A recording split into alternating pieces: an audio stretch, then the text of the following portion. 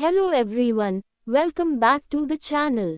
Today we bring you the most important highlights from the latest Financial Express covering India's economy, stock markets, global developments, and key corporate actions that can impact your investments.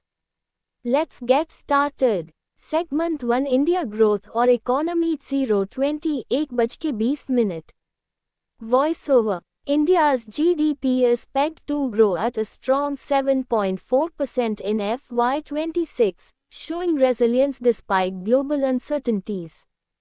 Economists, however, have flagged low nominal growth and global risks, indicating that while real growth remains healthy, inflation and external factors could influence momentum.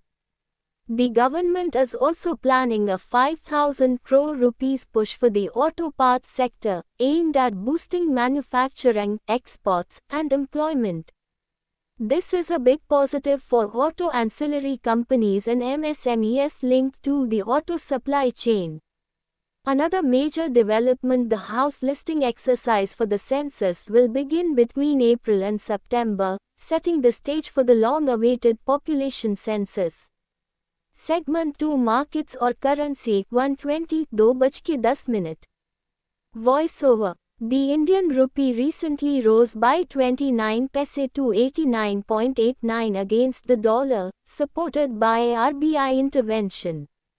This helped ease pressure on importers and brought some stability to currency markets. On the equity side, FPIs, equity asset growth and de-inflows hit a 3-year low in 2025, showing cautious sentiment among big investors. Meanwhile, microfinance institutions continue to face stress, especially in group insurance and rural portfolios. Aditya Birla AMC delivered around 12% returns from equities, with large cap funds remaining better positioned. Segment 3 Corporate or Sectoral News 2:10 3:20 Voiceover. In the FMCG space, analysts expect green shoots in the December quarter, driven by demand revival, rural recovery, and better urban consumption. This could benefit companies in food, beverages, and personal care. On the other hand, Tech Mahindra is cutting around 200 jobs in Europe as part of its restructuring drive, highlighting continued pressure in the global services sector. Trent is planning a $20 billion expansion, showing strong confidence in India's retail consumption story. Uber has also received approval to enter the official travel segment in India, opening up new revenue channels. Segment 4 Global Developments 3:20 4:20 Voiceover. On the global front, US President Donald Trump has once again made headlines by reviving talk of acquiring Greenland, even hinting at military options, a move that has raised geopolitical concerns. The US is also tightening its stance as Warner Bros. Has turned down a revised Paramount bid, and Chevron is eyeing a $22 billion acquisition, signaling consolidation in the energy sector.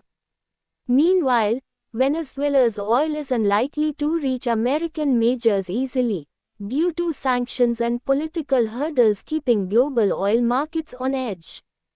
Bangladesh is in talks with Pakistan over a defense deal, which could shift regional dynamics.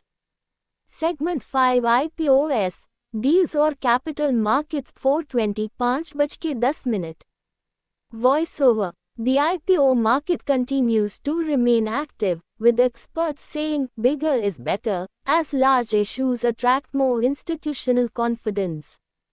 Indian Gas Exchange is planning to launch its IPO by December, while TPG Capital is in talks to buy up to 20% in IIFL Capital. Kotak Investment Banking expects 135 billion rupees worth of M&A activity in 2026, showing strong deal momentum.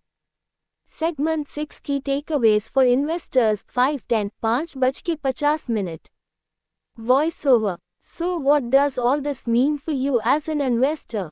India's growth story remains strong, especially in manufacturing, auto ancillaries, FMCG, and infrastructure. Global uncertainty and geopolitics mean volatility will stay, so risk management is critical. Selective stock picking in quality mid-caps and sector leaders can offer good opportunities. Keep an eye on currency, oil prices, and global policy moves as they can impact Indian markets quickly.